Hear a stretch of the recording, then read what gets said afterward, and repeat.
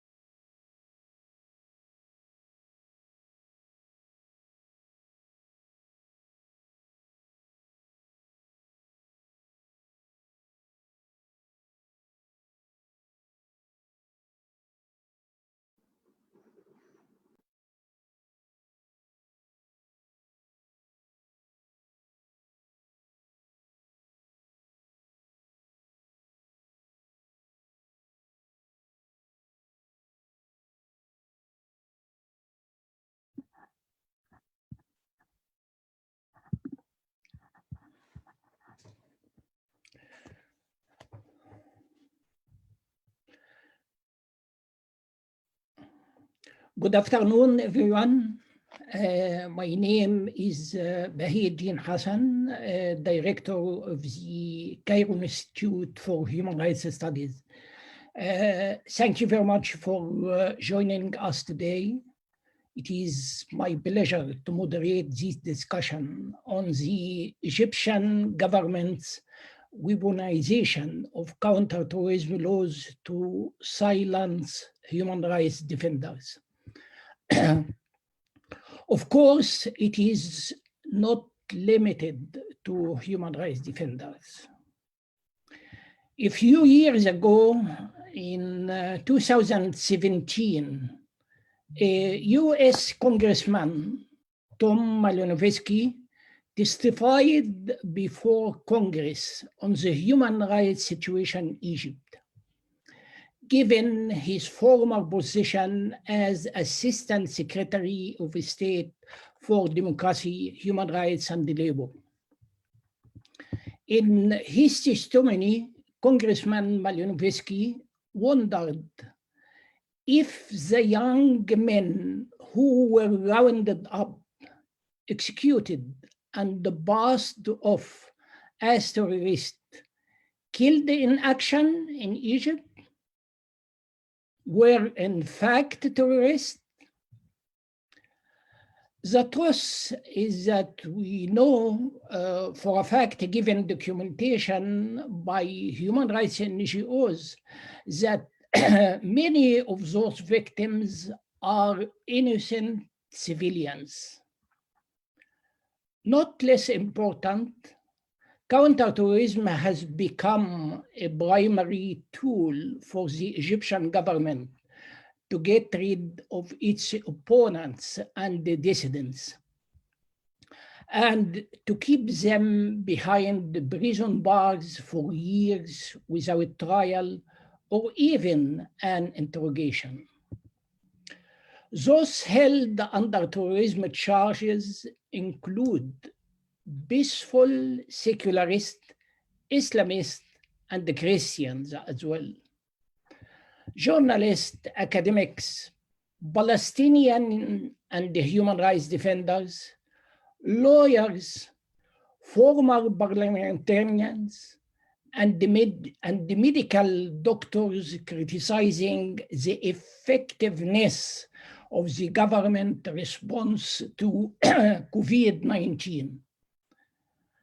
The list also include businessmen, the most popular football player in Egypt, and the ultras, I mean the mass football supporters groups, and even former diplomats, I mean colleagues of Egyptian diplomats in Geneva, who are now behind bars on false terrorism charges. I myself was sentenced in Abyssinia for 15 years in prison by an Egyptian terrorism court circuit. And the evidence against me includes moderating a side event held at the United Nations Human Rights Council, just like this one. The significance of today's discussion, however, is not only limited to Egypt. It also concerns how Egypt model is being adopted in other countries. The absence of an effective international response has made the Egyptian government's record in manipulating counterterrorism a model to be replicated in other countries. The most recent example is Algeria, which over the past months started following Egypt's footsteps in targeting peaceful dissidents behind the smoke screen of counterterrorism. I am honored to be joined today with 4 distinguished speakers. The first speaker, Ms. Funella Ni Lwen, the United Nations Special Rapporteur on the protection and the promotion of human rights while countering terrorism. Second speaker, Mr. Brian Dolly, the senior advisor to the United Nations Special Rapporteur on Human Rights Defenders. Third speaker is Mr. Saeed bin Arabiya, the director of MENA program at the International Commission of Jurists. The fourth speaker is Ms. Celine Shahs, Human Rights Defenders. Celine is currently coordinating a global campaign for the release of her husband. Her husband, Rami Shahs, is Egyptian Palestinian human rights defenders and now a prisoner of conscience in Egypt since 2019. Every speaker would have between 7 to 10 minutes, and then we would open the floor for discussion. Please, Ms. Fionella. Good morning, good afternoon, and good evening, everyone, depending on where you're joining us. I'm really pleased to join this side event on behalf of the mandate of the Special Rapporteur on promoting and protecting human rights and fundamental freedoms while countering terrorism, extending the long collaboration that my mandate has had with the mandate protecting human rights defenders. We have a lot of work and a nationality in common. We're all Irish. But also a long collaboration with the Cairo Institute for Human Rights Studies and also the International Commission of Jurists. So we're very, very glad to be here. It's a really, really good day to have this conversation, because as we are talking today in Geneva about the misuse of counterterrorism and its misuse against human rights defenders and civil society actors around the globe, in New York, at the same time, states are about to adopt, likely today, the Global Counterterrorism Strategy, which is the strategy that sets the standard, the tone, the guidelines for how states are supposed to engage in countering human rights, countering counterterrorism while upholding human rights.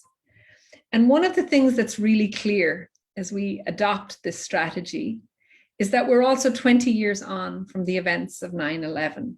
And in that 20 years, what we have seen is a global misuse and abuse of counterterrorism by multiple governments. And my mandate since its creation in 2005 has systematically documented the ways in which states have used counterterrorism, security, and increasingly extremism and violent extremism or radicalization language as a cover for silencing those who oppose them, for locking up those who disagree with them, and for clamping down on the fundamental human rights that in fact are the best conditions, the best things that actually prevent terrorism occurring in the very first place. And so one of the things I want to stress is, as I make some remarks about the global landscape that we're in, is that the trend line for 20 years has been overwhelmingly negative. We've seen a number of normative changes and a normative expansion of counterterrorism, particularly in New York through the United Nations Security Council. The Security Council has taken on a massive legislative, effectively a legislative role on counterterrorism, which has given cover to and enabled state repression at the national level. That repression stems from a number of things. First of all, it stems from national counterterrorism legislation. And I want to say that one of the things that's extraordinary about this post-9/11 landscape, in which Egypt also and many countries sit, is that it's a perfect gentleman's agreement, because everybody legislates for terrorism, but there is no globally agreed definition of terrorism. And as a result, every state gets to define whomever they like in the box of terrorism, with no meaningful oversight, no meaningful human rights accountability, and no meaningful penalties when we see systematic abuse. The second thing we've seen in the last 20 years is the legitimacy and the permissibility that counterterrorism language gives to states. So the very invocation of the word terrorism is like an immunity charm. It is as if by using that word, states feel they get to do what they want to do with no cost. And one of the things that's so important about this side event, but also so important about what we're seeing in New York today, is a global awakening to the systemic abuse of counterterrorism, law and practice. The other thing I would just stress that we see globally is a massive expansion of the architectures of counterterrorism, the spaces in which states get to function and use counterterrorism language and practice as cover for what they do. And one of the reasons why this twofold normative plus architecture is so distressing is because one of the things that those architectures and those normative changes do is they function to quash and in many ways disabuse the capacity of civil society to function at all. Because much of the counterterrorism law and practice we see around the world is specifically aimed at civil society. A couple of years ago, my mandate issued a report to the Human Rights Council where I found that 66% of all communications from the mandate involved the use of a counterterrorism measure against a human rights defender or a civil society actor. So let's be clear about two things. One, that's really lousy counterterrorism, because if you are targeting civil society, you are not securing your society, you're disabling your society from functioning. And the second is that, of course, it's a breach of our most fundamental human rights as protected by international law. So what do we need to do now? At the global level, as we're seeing in New York, and we're actually seeing for the first time, in my view, the emergence of a really robust counterterrorism strategy that is recognizing for the first time in the last 20 years that we have a systemic problem with the abuse of CT. The second thing we need to learn is that this is not an accident or a bad apple problem. The misuse of counterterrorism is embedded in the practice of national legal systems. And that abuse is part of the DNA of state practice in many countries. So let me focus on what my mandate has had to say, particularly in relation to the country that we're talking about today and the experience of human rights defenders in Egypt. And I do want to acknowledge that while I'm going to speak about a number of the communications that I have issued to the Egyptian government, many joined by my colleagues, including human rights defenders, we continue to have a robust, respectful engagement and a significant concern and articulation of that concern back and forth with the government. And I hope that we can continue to engage in that robust and much necessary conversation with a move to remedy and action. So let me talk a little bit briefly in my closing minutes about the legislative structure for counterterrorism in Egypt. As many of you know, the mandate I hold has issued with a number of other special procedure mechanisms, a number of communications concerning counterterrorism legislation in Egypt. In February 2020, both I, the Working Group on Arbitrary Detention, the Working Group on Enforced and Involuntary Disappearances, and a number of other special rapporteurs issued our deep concerns about the adoption of the Terrorist Entities Law and the Anti-Terrorism Law, both of whom also have a web of relationship with a number of other legislative enactments, including the law that regulates peaceful demonstration, as well as the law on associations in Egypt. And one of the things I would stress from a regulatory point of view is just how enmeshed and dense the security law system is, and how difficult as a result it is to ensure remedy and access to protection for human rights defenders as a result. In respect of those laws, I do want to stress the key points that my mandate and others have communicated to the government. The first is that we are deeply concerned that the definition of terrorism and the definition of extremism in national law is overly vague, it is imprecise, and the result of that is that it leaves open the possibility for systematic abuse of the law and its use against ordinary citizens, journalists, and NGOs. The second thing I would stress is that we have been really highly concerned that the use of these laws has a huge overlap with a number of other fundamental human rights violations. And there, I particularly want to stress the challenges of enforced disappearances. And in particular, one of the major concerns I have is that the anti-terrorism law effectively codifies enforced disappearances by allowing individuals to be arrested and held for up to 7 days incommunicado before they can be questioned by a prosecutor. In addition to that, we see the targeted and systematic use of these laws against human rights defenders, precisely because of this broad definition of terrorism, a range of activities that are actually fundamentally protected by international law: the right to say what you think, freedom of opinion, the right to associate, the right to political participation. All of these fundamental rights are essentially caught by the application of the counterterrorism law.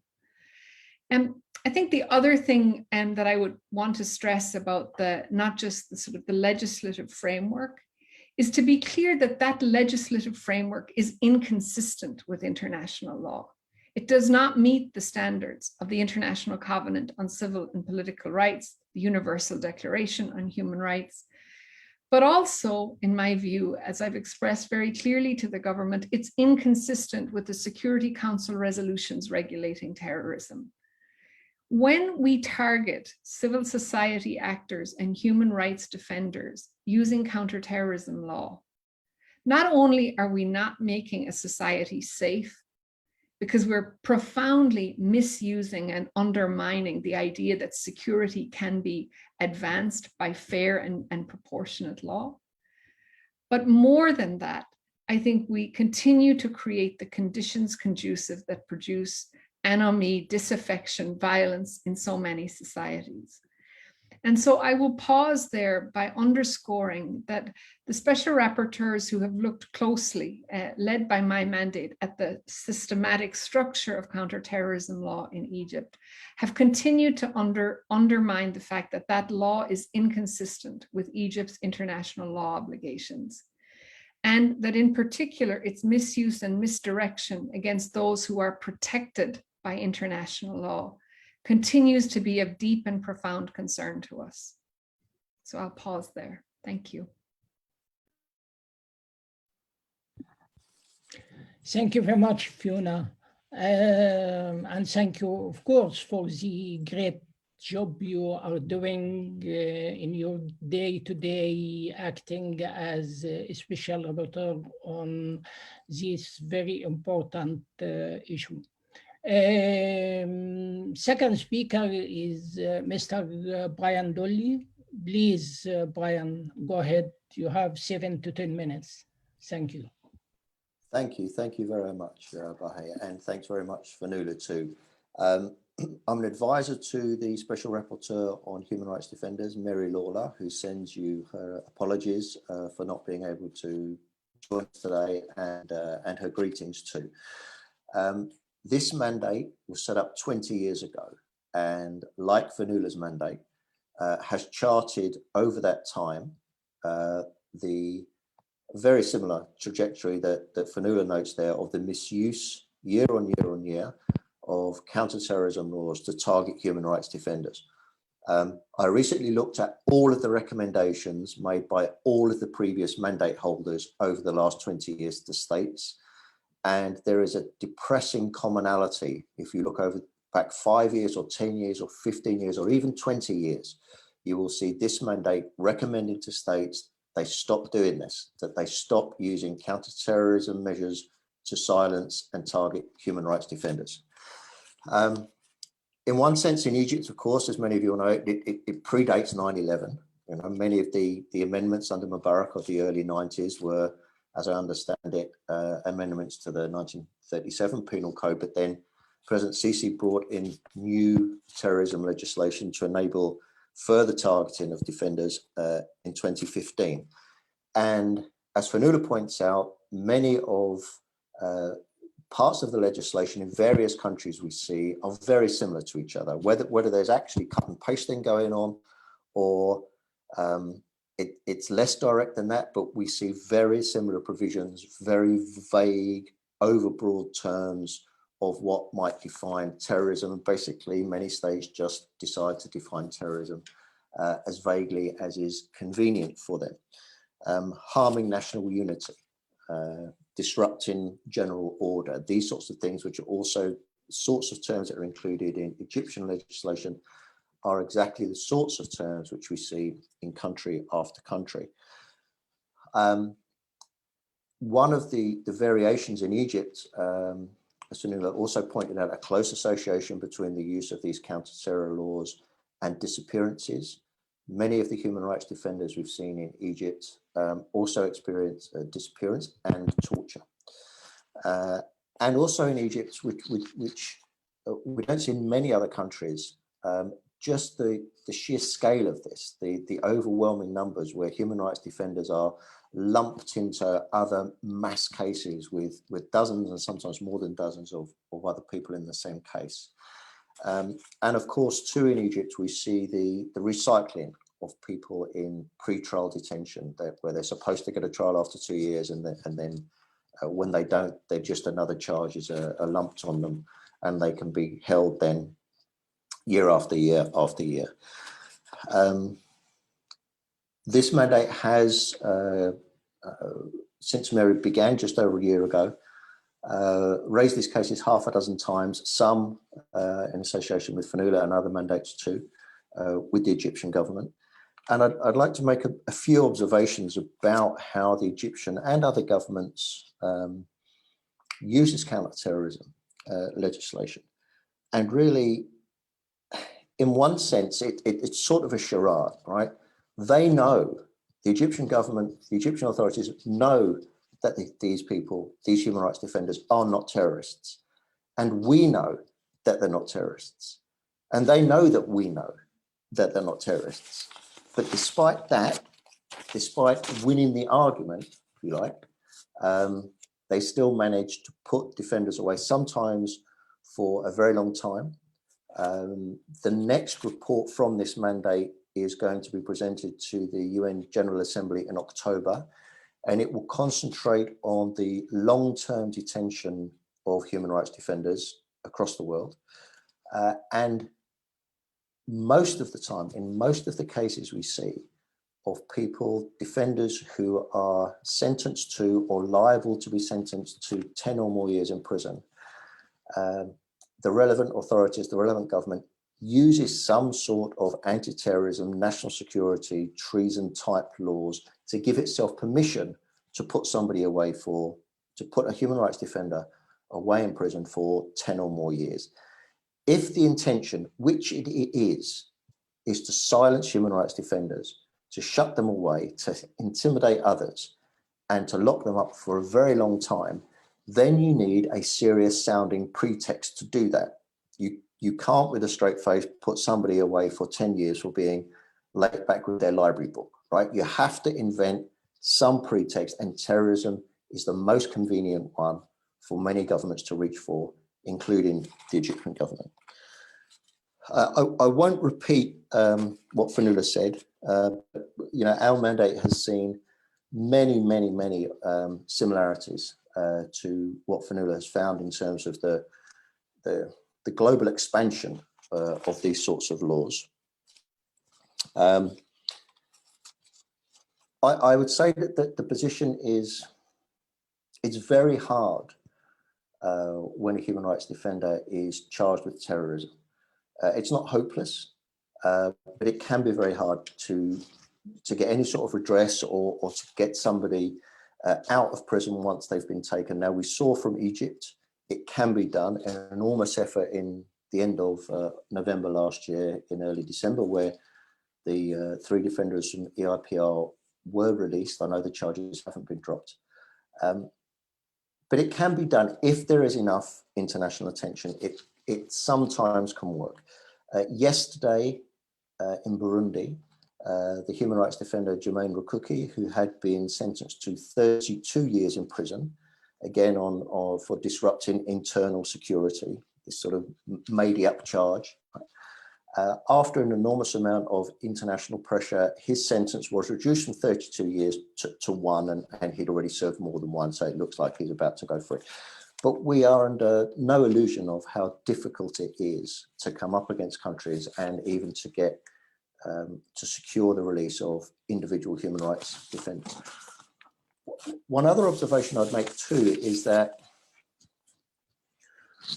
while governments clearly give themselves the power very effectively to put human rights defenders away in prison for a short term or sometimes for a very long term, I think the impact of smearing a human rights defender as a terrorist has lost some of its force compared to 20 or 30 years ago. And I don't want to overgeneralize, but compared to 20 or 30 years ago, when a human rights defender was accused of or even convicted of terrorism by a government, I think some of that vilification and some of that smearing would sometimes discredit or give pause to thought for a defender. Now it's so standard, it's so overused, it's so meaningless to throw that charge at a human rights defender that I think it's lost some of its force. Now, I know that doesn't mean that the defenders don't end up in prison, but in terms of throwing that accusation to try and discredit, I think it's lost much of its value now. The other thing I'd say too is that Mary Lawler and her predecessors were appointed for their expertise on the issue of human rights defenders. Member states, UN member states, gave her and before her the others this mandate to advise them about human rights defenders because they understood, they had great experience and they really understood the issues. And one of the reasons that Mary was given this mandate is because she knows who a human rights defender is and who isn't. She knows the difference between a terrorist and a human rights defender. And so when she goes to states and says, you gave me this mandate to tell you who's a human rights defender, and I'm telling you, Bahai is a human rights defender. The Mahnour is a human rights defender. You've asked me to advise you, and I'm telling you. Then states have very little response. But again, it's one of those situations where you can win the argument, but it doesn't change the power dynamics, and it doesn't mean that we can stop people being targeted. We know how very difficult this is, and to be frank, the more I listen to Fionnuala, the more I realize really what we're up against. I mean, this isn't just a few bad apple countries. It's not even just a few bad apple countries who are coordinating with each other. I think this is increasing and expanding, but this mandate will continue to press for the release of human rights defenders who've been put in prison under counterterrorism legislation on that pretext, and continue to try to protect others from being targeted with this. So I'll leave it there. I've got one or two more other things to say, but I think I'll save those for the questions and answers. Thanks very much. Thank you, Mr. Brandoli, and of course, thank you as well to the Special Rapporteur on Human Rights Defenders. I am sure that you are doing a great job and a great asset for her as based on your long experience as human rights defenders. Third speaker is Mr. Saeed bin Arabiya, but I would like to draw to your attention in relation to question of translation. To listen to the meeting without simultaneous interpretation, please click on the interpretation button at the bottom of the screen and select off. للاستماع باللغة العربية اضغط على زر الترجمة في أسفل الشاشة واختار القناة العربية. Saeed, اتفضل. Shukran, Bahi. Thanks so much, Bahi, and thanks to the other speakers. I will focus my intervention on the trumped-up charges, the abusive prosecutions, and unfair trials that human rights defenders face in Egypt in the name of combating terrorism. And let me just start by giving some names of who are these human rights defenders. It will be difficult to address all cases, of course, but I will just give some few examples. These human rights defenders are Noor al-Masri, for example. She was arrested on September 2019, charged by the state security prosecution with participating in achieving the goals of a terrorist group. Muhammad al-Baqir, director of Adala, an independent NGO, arrested on September 2019, charged by the state security prosecution with joining and funding a terrorist organization. Amr Imam, a lawyer with Arabic Network for Human Rights Information, again arrested on October 2019, charged by the state security prosecution with aiding and abetting a terrorist organization. Huda Abdel Monaim, member, human rights defender, and former member of the National Council for Human Rights, arrested on November 2018 and charged with joining a funded terrorist organization. Ibrahim Mitwalli, coordinator of the Association of Families of the Disappeared, arrested in 2017 and charged with membership in a terrorist group, and charged again in 2019 in another case with membership in a terrorist group. Ali Abdel Fattah, arrested in 2019, charged by the state security prosecution with joining and funding a terrorist organization, still under pretrial detention. After he was arrested in 2019 after spending 5 years in jail for terror-related charges. Ibrahim Azzeddin, researcher with the Egyptian Commission, arrested in June 2019, charged by the state security prosecution with membership in a terrorist group, and charged again in 2021 with membership in a terrorist group. These are just few names, few cases amongst hundreds and thousands of people who are facing trumped-up charges and abusive prosecutions in Egypt in the name of combating terrorism. Why abusive prosecutions? Because in most of the cases documented by the ICJ, state security prosecutions has consistently failed to even name the terrorist organization or group that the detainees have purportedly joined, or provide any evidence that they funded or contributed to funding, or aided or abated or contributed to achieving the goals of such groups. The charges and prosecutions are typically based on National Security Organization report, to which neither the accused nor the lawyers have access. In most of the cases, prosecutions have been initiated with the sole purpose of intimidating and silencing human rights defenders as human rights defenders, but most importantly, as witnesses of human rights violations. Prosecuting individuals despite a lack of evidence to support the charges is contrary to both the Egyptian and international law and standards, but it's not only at the level of prosecution. Even when cases are referred to trial, judges in Egypt have continue to fail to dismiss cases where there is a clear lack of evidence to support the charges against the individuals being prosecuted. In addition to these abusive prosecutions, there is also a presumption in favor of pretrial detention that both prosecutors and judges apply.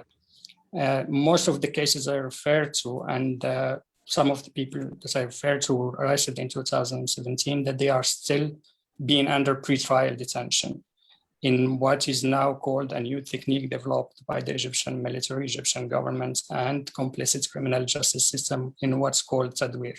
Tadwir is a new technique through which, when human rights defenders are being under pretrial detention for almost 2 years, instead of releasing them, the prosecutors will just bring new charges under new cases and refer these detainees to and maintain these detainees under pretrial detention.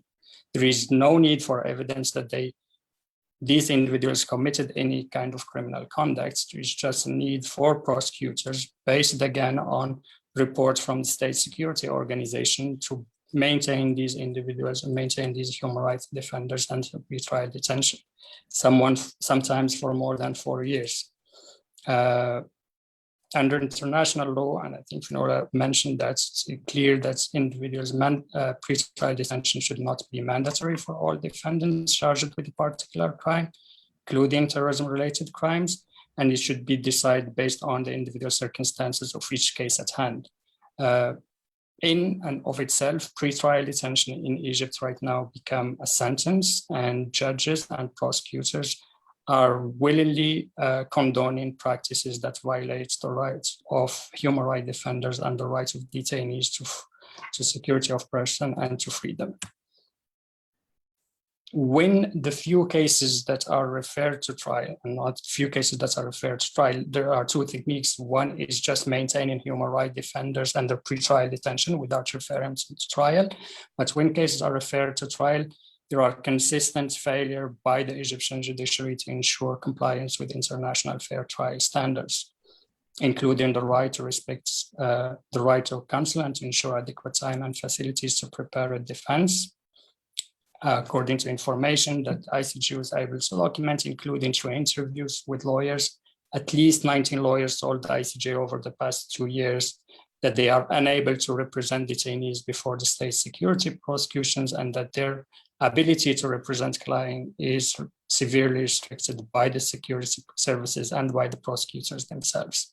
In one case, one of the lawyers said that you assist a detainee or a human rights defender or detainee, but you have no guarantee that you will be able to leave the office of the prosecutor free. In the specific case of Mohammed al-Bakr I mentioned, while he was representing and defending Ala Abdel Fattah, another human rights defender, prosecutor informed Mohammed al-Bakr, a lawyer and human rights defender, that he himself was also under prosecution and was under arrest, and he himself also was accused of terrorism-related charges. There is a failure from judges to ensure presumption of innocence or equality of arms or right to be even present during hearings.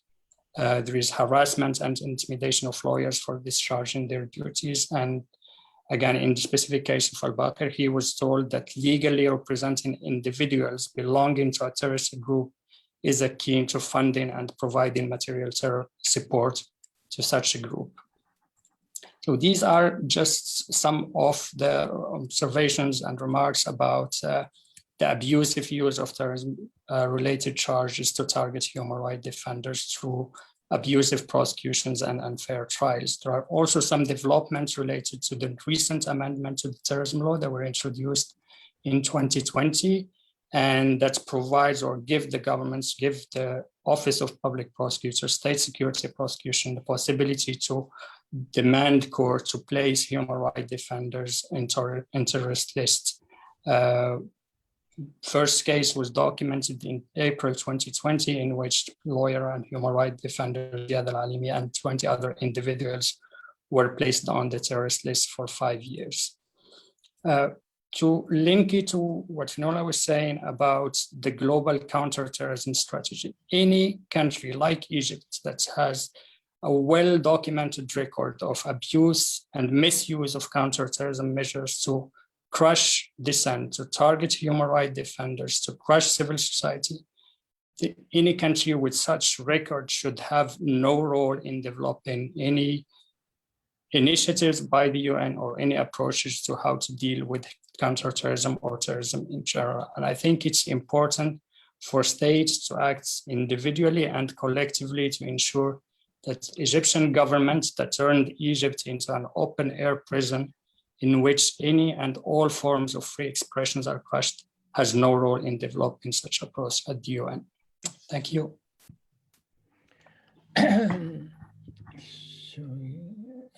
Thank you very much, Mr. Saeed bin Arabiya, and in particular to your final recommendation in this round of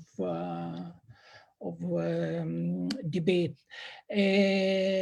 I would come to you in particular with a follow-up question when we open the floor for questions and answers. But now I invite Ms. Celine Chas to present her presentation for today's discussion. Ms. Celine. Hi, thank you. So my name is Céline Lebrun-Chas. I'm a human rights defender myself, the wife of Rami Chas, an Egyptian Palestinian human rights defender who is currently detained in Egypt since July 2019. I was myself deported illegally at the time of the arrest to France, and I've been from France campaigning for his release. I want to start by saying that I'm not pleased to be here. I should not be here. Today is Rami's 50th birthday. The second is spending in prison. Today I should have woke up and tell him those 3 simple words: happy birthday, Rami. I've been deprived of this right when heavily armed, black-clad men stormed into our house on this night of the 4th to the 5th of July 2019 and took him away from me. I should be throwing a surprise party for him and showing him how special he is for me and for us, his family. Rami is a human rights defender, an Egyptian Palestinian born in Lebanon. Very young, he made his fight, the fight for freedom and justice in his countries, and decided to defend political and human rights for his people. Due to his activism, he was harassed for several decades until his arrest finally 2 years ago. And his story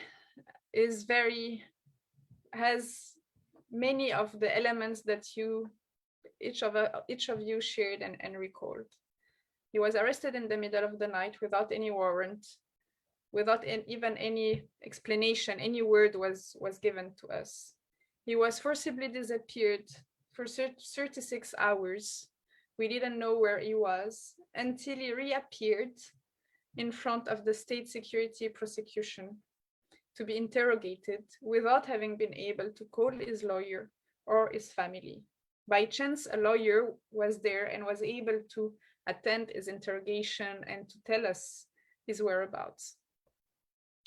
His interrogation was all about his legitimate political activities. Did he participate in the January 2011 protests and the June 2013 protests? For whom did he vote over the past few years? Absolutely no question was asked in relation to the case we discovered he had been added to, and that's known under the Hope case. Charges that he's facing today are all related to counterterrorism. First one, belonging to a terrorist group. And as it has been said, at no point until today, this group has been mentioned or named. We don't know to what terrorist group Rami is supposed to be belonging.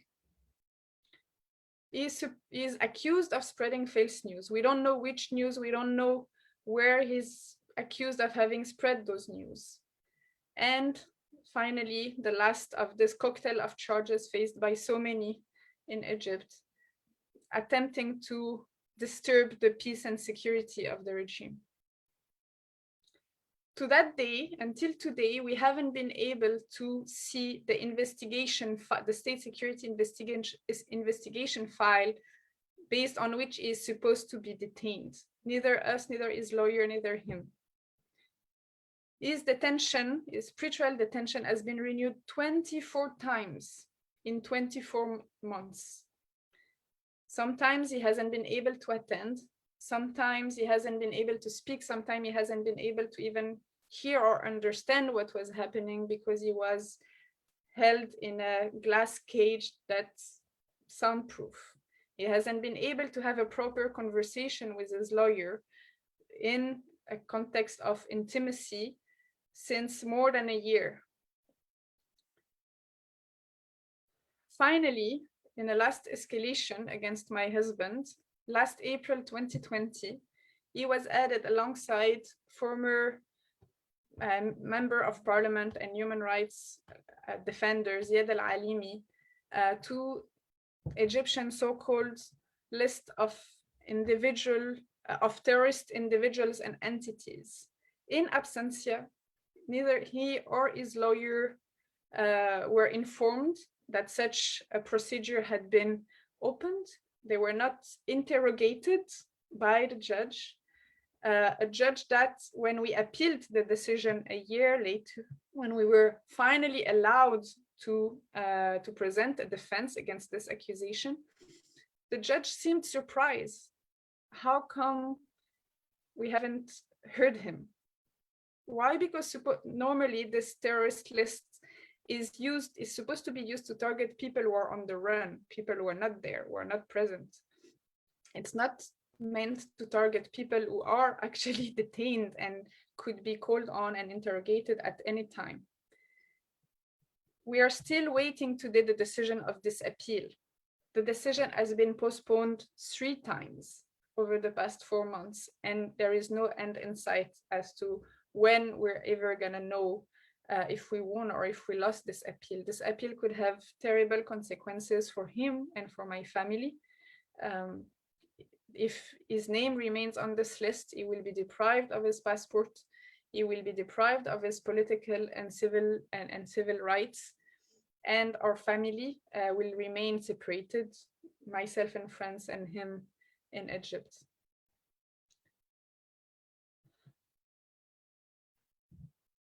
Over those past 2 years, there has been an incredible mobilization that's growing every day. As we speak, people are rallying around the world in major cities.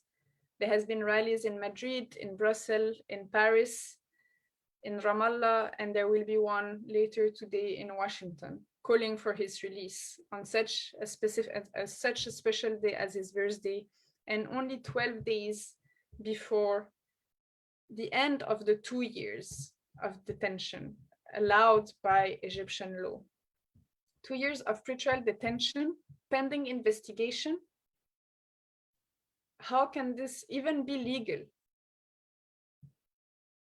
And an investigation that is not even happening, because again, my husband has not been interrogated once to respond of the accusation brought against him, and at no point any proof was ever presented. And we're only 2 days before many other human rights defenders like Ziad Al-Alimi, Hussam Mu'nis, Hisham Fouad, and others detained in the same case as Rami will also reach the end of these 2 years.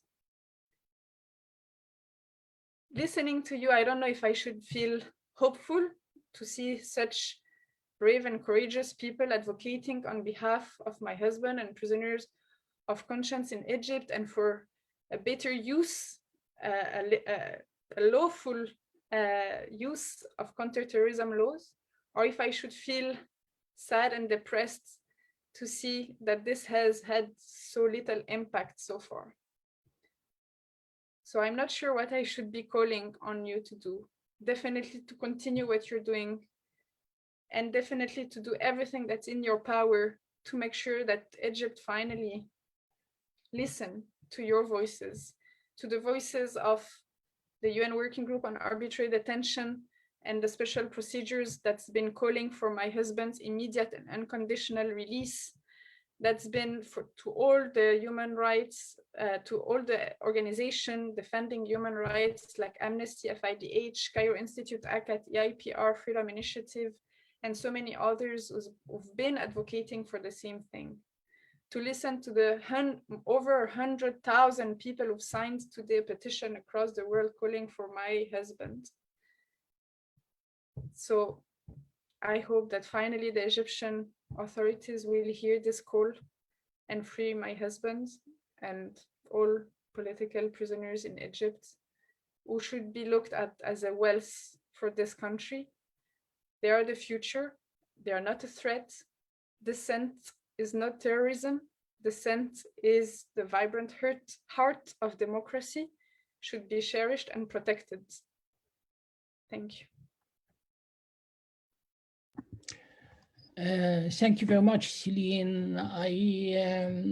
Anyway, regardless this desperate situation, I wish for Rami a happy birthday, and I am sure that you would meet soon. Thank you very much for all the speakers, and the floor is open for questions. There are no questions. I don't see hands are raised by as I raised before, I have a question to Mr. Saeed bin Arabiya, and I invite also other speakers to, if they would have more reflections on the same questions. Mr. Saeed bin Arabiya used a very telling expression: abusive prosecution. From the presentation you made, and in fact, also the other three presentation, how you can describe the state of Egyptian judiciary today? This is, as far as I understand, this is the core mission of your great institution, the ICC, the International Commission for Jurists. So how, from your presentation and I invite also the other three distinguished speakers to reflect on how they see the state of Egyptian judiciary now, because those human rights defenders and the other hundreds of peaceful dissidents, they are not in jail just by security decisions. No, it is blessed by whatever judiciary institution, whatever the prosecution or a court decision. Please, the floor for you, Saeed. Thanks, Bahi. Thanks so much for the question. As ICG, we believe that the Egyptian judiciary right now, or over at least the past 7 years, has been playing a role as a tool of repression, not as an independent arbiter of justice, not as an institution that should act as a check on the military and on the government. This is the judiciary, the office of the prosecutor, ordinary courts, state security courts, military courts are all a part of a system that is being docile in the hands of the government and in the military in implementing a sustained, relentless crackdown on human rights and the rule of law, and abdicating its responsibility in protecting rights and in acting as a check on the government and on the security services.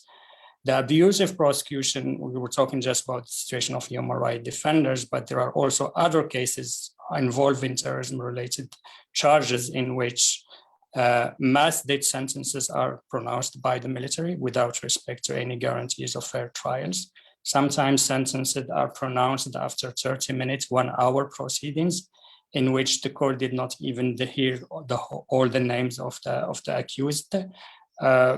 Fair trial violations are documented at the pre-trial detention level and at the trial level. And I think fundamentally, the judiciary has always had some subordination to the executive. Subordination over the past few years, it's just become complete. And unfortunately, while the justice system has been used as a tool to crack down on fundamental rights and freedoms, it has also played another role, which is to shield state officials and security services from accountability. Just a few days ago, the decisions on death penalty in the Rabaa case were upheld by the cassation court. Yet until today, and after more than 1,000 people killed in the context of this person, the Rabaa sitting, there is no single official who has been prosecuted or held to account for the crimes, unlawful killings that were committed during the dispersal of the sitting. So it's two levels. One is implementing the military and the government's crackdown on fundamental rights and freedoms in the one hand. In the other hand is shielding state officials and security forces from accountability when they are responsible of human rights violations and crimes under international law. Thank you very much for Saeed. Will any other speaker would like? Brian, please. Just very quickly, I think that makes a lot of sense there, sadly what Said says. And, you know, one of the pushbacks that this mandate gets a lot when it raises cases of defenders being targeted by various governments, including the Egyptian government, is, you know, we cannot interfere with an independent judiciary. We don't control our judiciary. You're complaining to the wrong people if you're complaining to the government. But I think where we see criminal justice systems which clearly are not independent, then we have to say so. And I'd say in the case of the Egyptian judiciary, it's not a case that it's a dysfunctional or malfunctioning or incompetent system. Actually, quite the reverse. It's now become a very efficient machine to target and imprison human rights defenders. And I don't quite know how big that shift is. I know from years ago, it wasn't always ideal, but it does seem to be different now, that it looks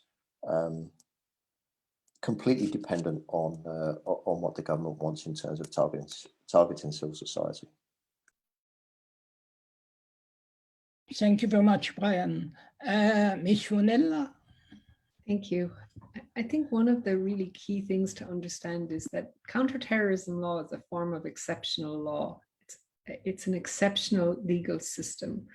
And exceptions essentially in so many contexts historically, but also contemporarily, they really destroy the fabric of the rule of law from the inside out. And I think this has been particularly true in the context of Egypt, where not only have we had decades of permanent states of emergency, the consistent use of exceptional law as the norm, but the reliance on counterterrorism law to essentially do a kind of a exceptionality normalizing the management of dissent or disagreement or political participation within a state. I think what I would underscore is the importance of maintaining the resilience of the judiciary, because at the end of the day, in most legal systems, they are our fundamental bulwark against tyranny, and they are the central body that has the capacity to push back against the overreach of states. And many states overreach all of the time. One of the few effective mechanisms we have are the capacity of judges to push back. And I don't think we should underestimate the fear of judicial officers and others in highly exceptional systems to engage in that kind of pushback. But I also think we have a role in encouraging them to do so, because I think you won't remake systems overnight. And sometimes judges need to find their spines, and they need to be reminded of the fundamental oaths that they take as lawyers, as officers of courts, to the law. And this is where I think international associations of judges and lawyers are really important, because in general, at least every judge I know really cares about his or her reputation. It matters to them to be a symbol of legality within their legal systems. And so I think we often tend to put pressure on governments, as we should, but we should also remember that it's important to identify the judges and point out who precisely are the handmaidens of the work that's being done, the exceptional work that's being done within the state. The other thing I would just stress is that one of the challenges we do see in the Egyptian context, I think, is that the kind of formal role of judge in the system, I think, has in many ways also been sort of pushed aside by the role of the Supreme State Security Prosecution. And the fact that these other officers, including those responsible for prosecution, are functioning in de facto judicial roles is also an egregious kind of breach of the separation that ought to exist between the judicial branch and the prosecution branch. So that is a footnote, but a really important one in terms of what's, I think, happening day to day. I'll stop there.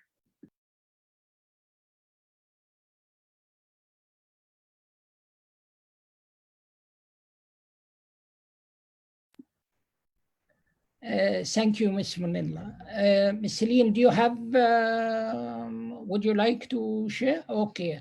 I would pass the floor for Kilemon from the delegation of Germany. Please, the floor is yours.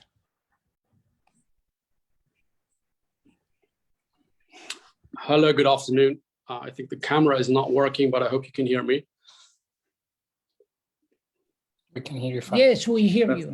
Thank you. Thank you very much. I'm Clemens from the Permanent Mission of Germany in Geneva. I wanted to thank you for this event, to the organizers of the Cairo Institute, other NGOs, but also special procedure representatives. It's a very important input to have in an event like this. And we share many of the concerns that you have raised. And we've raised them both in private and in public regarding the situation for civil society. An active and vibrant civil society is a fundamental requirement for long-term stability and prosperity. And there must be criticism allowed of the government. There are some positive steps, such as the recent release of people who have been detained, but still we also remain concerned about how the NGO law would be implemented. And maybe something that was not raised much today is the number of executions that has grown quite significantly over the past years.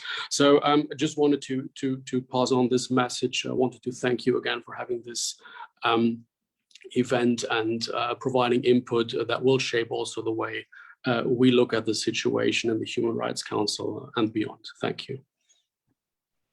Thank you, Mr. Clemons. Would any of the four speakers would like to respond? Can I just make a comment about the kinds of patterns that we see? So one of the things that I think is really, and my appreciation to Germany for their remarks and the attention given to this issue, because I think it fundamentally concerns all states when states misuse security powers, because the whole notion of a security that is embedded in the UN Charter is a security that protects all equally, a security that's bounded by and framed by human rights. And so when states essentially move out of the compact with one another by abusing security practices, they actually undermine not only the security of their own population, but actually the broader consensus around the value and necessity of security, which is bounded. And I think that's a very, very dangerous thing when that happens. And so I think this is one of the challenges we see beyond the micro of any particular state, just the broader illegitimacies and tensions that it creates when we see abusive practices or systemic abusive practices. The other thing I would just say that we definitely have to, we're seeing this already, I think in the comments made by Saeed and Brian, is that counterterrorism law doesn't come, it's sort of a package. And the package has a number of elements. One is extensive pretrial detention with the kind of evacuation of the most fundamental of rights. It's a form of preventative detention is a very useful device for states because it is simply, it's an avoidance of law essentially. And that's systemic and embedded in misuse of CT. The other piece though is at the other end of the spectrum, which is invariably, and this I think is true in the case we're looking at today, is we see it not only extended sentences, but layering of sentencing. So individuals are subject to tariffs and penalties that are entirely disproportionate to either the evidence or the charges that are being laid against them. And that's a consistent feature, I think, of the work that the HRD mandate has been illustrating in these cases. And of course, the use of the death penalty. We see a systemic coupling together of death penalty charges and death penalty use in security type cases. And again, given the tenuous nature of charges in the first place, the lack of legality to so many of those charges, the lack of due process, again, the egregiousness of the use of the death penalty in contexts where all of the other fundamental rights that we have in place to protect the right to life being egregiously abused are absent in these cases. Thank you, Ms. Vanilla. The floor for Ms. Laura from the Mission of United Kingdom, please.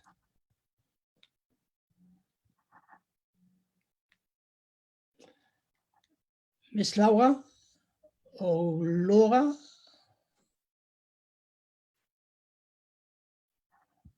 Okay, go ahead.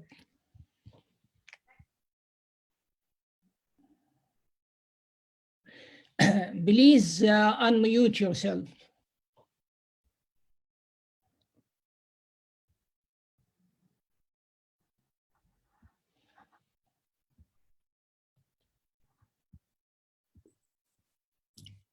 We can't hear you, Laura.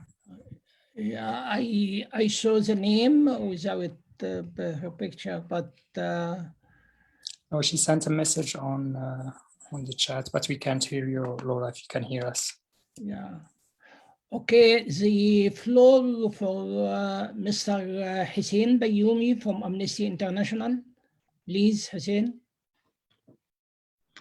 Thank you, Mr. Bahay, and thanks everyone for your interventions. Very useful.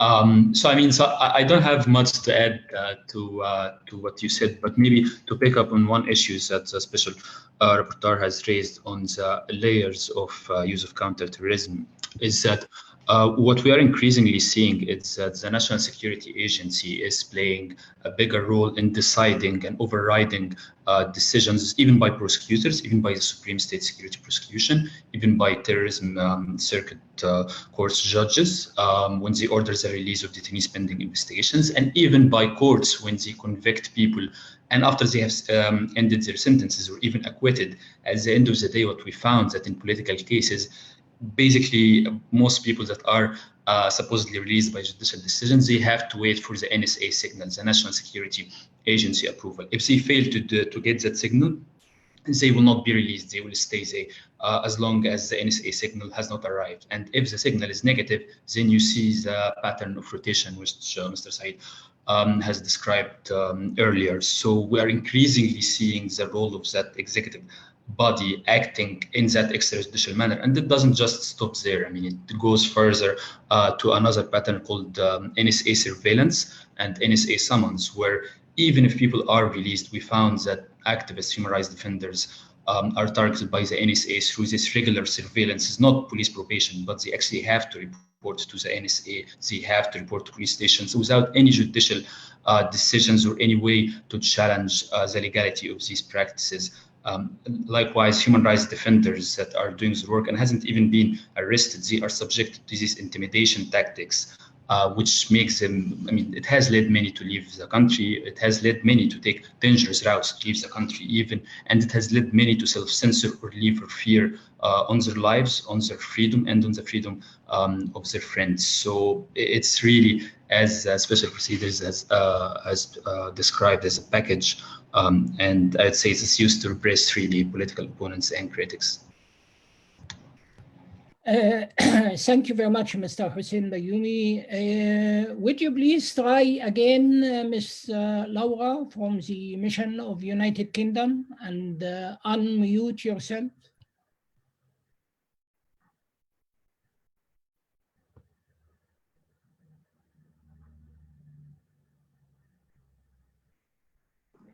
I believe we have lost her. She's not logged in anymore. Yeah, okay. I don't see other raised hands or participant asking to take the floor or new questions. So I would ask the speakers for their final comments. Every speaker would have 3 minutes for final comment. We'll go in the same order, and we start with Ms. Fionella, please. Thank you. I would just stress we're at a pivotal moment. It is right to say that many countries, including Egypt and others, have had long histories of the use of counterterrorism that predate 9/11. But the events of 9/11 catalyzed a way in which counterterrorism practice became normalized in the practice of states, accepted unquestioningly so, and gave enormous cover to many states to pursue strategies of securitization, quashing dissent, limiting the exercise of fundamental rights without any questions being asked. But it's 20 years And I think states have to start asking themselves the really hard question about what does that practice of 20 years of license give? What it has done, in my view, is that it has weakened democracies. It has weakened the rule of law across the globe. It has made us less safe across the globe. And it has certainly ensured that the kind of thriving and vibrant societies where civil society is understood to be an organic part of what makes a society whole, that idea is being destroyed by the practice of states. And this is really a time for states to stand up and be counted, for states who have had long histories of serious practices of violations. Those states are going to come under pressure. And I think that because the tide is fundamentally shifting, because we have a greater awareness that we are not safer when we eliminate the possibility of practicing fundamental rights by the invocation of the mantra of terrorism, and that we are not more secure by the invocation of that mantra, and that the collective security of states is not advanced by allowing states to engage in practices of systemic violation of human rights while using counterterrorism as its cover. So I'll stop there. Thank you, Ms. Yunilla. Please, Mr. Brian Dolly. Thanks very much, Brian. Thanks very much again to the Cairo Institute for organising this and inviting us. I think, as with many other similar issues, you know, the diagnosis of the problem is pretty well developed. We see how awful the use of counterterrorism legislation and counterterrorism approach is, both for individual states and the consequences for civil society, and as Fionnuala points out, in a broader, more collective sense too. The remedy, of course, is always the hard bit, and generally the approach that the human rights defender mandate takes is to seek advice and really be guided by the expertise of local human rights defenders. A general instinct is to ask local human rights defenders, what do you think might work to make things better, or at least less worse? And in the context of Egypt, we're very open and welcoming of such advice. Some places, some defenders in some contexts tell us, don't make a public fuss. Don't go for the big birthday anniversary commemoration, as Celine is putting on for Rami today.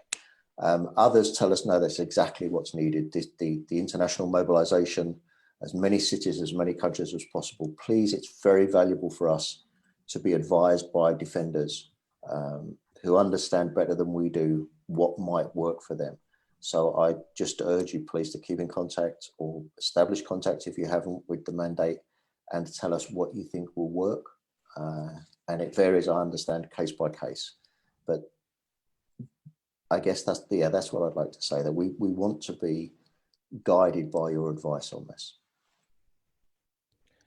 Thank you very much. Mr. Saeed bin Arabiya. Thanks, Bahay. I completely concur with Fionnuala's analysis about the adverse impact of counterterrorism measures on the erosion of the rule of law and human rights, and how government used counterterrorism measures to just basically dismantle some of the very basic or foundations of the rule of law, and the independence of the judiciary as one of them. I think in the specific context of Egypt, we need just also take into account that the misuse of counterterrorism measures is a part of a wider crackdown that is targeting all the institutions that are supposed to act as a check on the government and the military, subordination of the judiciary, crackdown on civil society, crackdown on independent press, freedom of the media. And I think all these things together makes it much more difficult for the courageous human rights defenders and civil society actors and the lawyers who are still active in the country to carry out the legitimate and the important work they are doing without the necessary support from international actors. And I think it's important to insist and to insist again on the responsibility of states to hold in Egypt to account on the abuses that they are committing, including in the name of counterterrorism, and the need for more concerted effort by individual states and states acting collectively, as happened in the last session of the Human Rights Council, to maintain that pressure and to ensure that Egypt is complying with this obligation under international law. Thanks. Thank you, Said. Ms. Celine Charles, still with us? Yeah. Okay. Please, if you have a concluding comment. Yes. And I would like actually to also respond to Mr. Dooley regarding what we can do and what the human rights defenders are asking. The truth is, after Rami's arrest, we've been silent for over 6 weeks. 6 weeks during which negotiations were attempts at negotiating Rami's release were made by the Palestinian Authority, I believe as well by the French authorities, with absolutely no results, despite the many promises that were made to us that Rami will be released in 2 days, this week, next week. Despite that, nothing happened. So yes, after 6 weeks, I decided to launch this campaign, maybe also as a way to try to protect Rami, because maybe it's not gonna release him, though I hope it will, but at least I hope it's giving him some kind of protection. The problem is today that the Egyptian authorities have made releases as arbitrary as they've made arrests. And this has made the situation and the communication with its civil society as complicated as, more complicated than ever, because personally, I don't know what I should do. It's very hard to get any response, any sign from the Egyptian authorities. Yes, today they have 5 coordinated rallies all around the world. It's after more than almost 2 years of campaigning. I'm not doing any of this by pleasure, and I wish I could stop tomorrow. But they are leaving us no choice. They are holding my husband. They can't expect us to give up on our loved ones. And so I do believe it's important for us all to speak up and to hold Egypt accountable to its own international obligations, so that Egypt can continue to being part of this international community. I love Egypt. I lived there for almost 8 years of my life. I would still be there if it hadn't been for my forced deportation. I wish I can go back there and live there and contribute to its growth and development the same way I was doing as a history, geography teacher, trying to develop an ecological school, but I was prevented from doing that. So that will be my last word.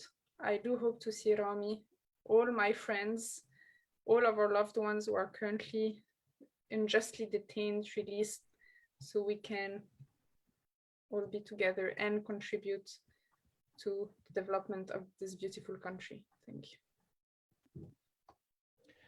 Thank you very much, Celine. I second your appeal, and I understand your appeal is not only for Egyptians, people, political parties, human rights NGO, but I would say, unfortunately, it is mainly for the international community.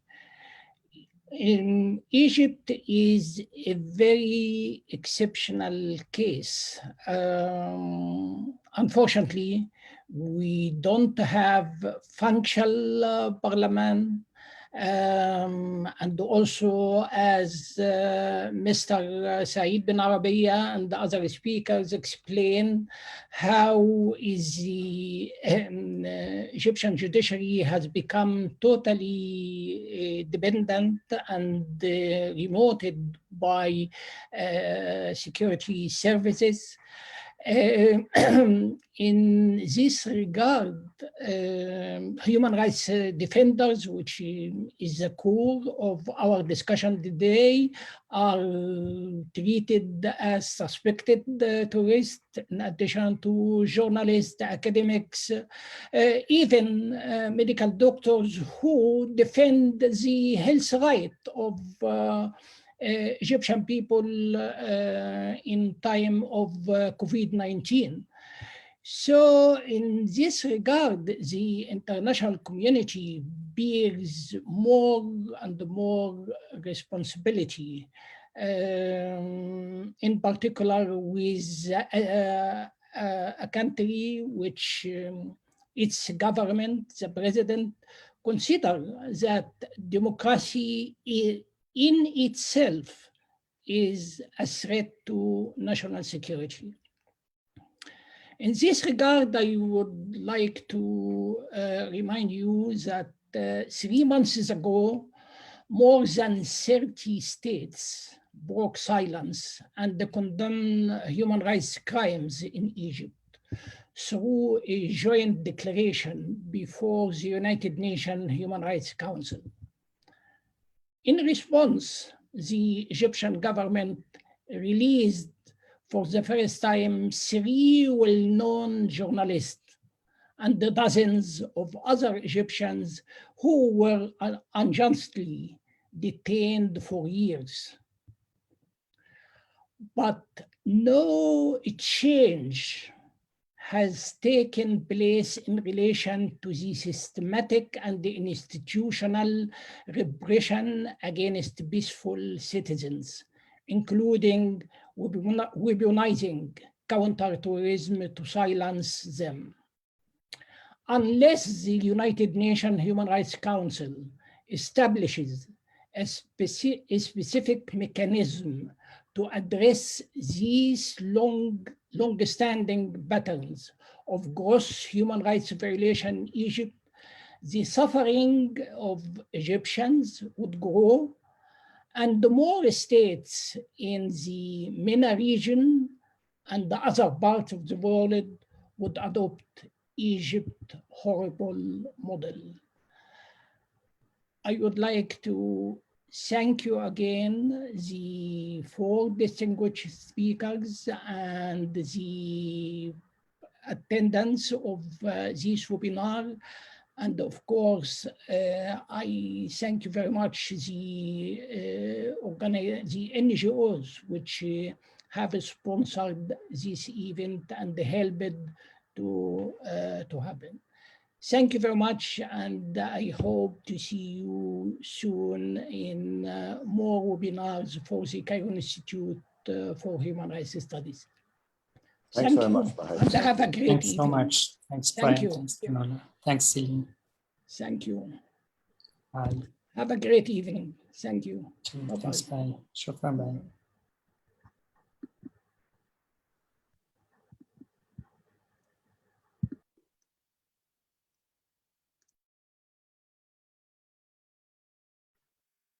Yes, we are.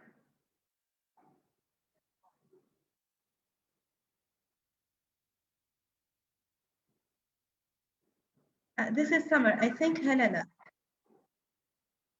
Yes. Bye-bye.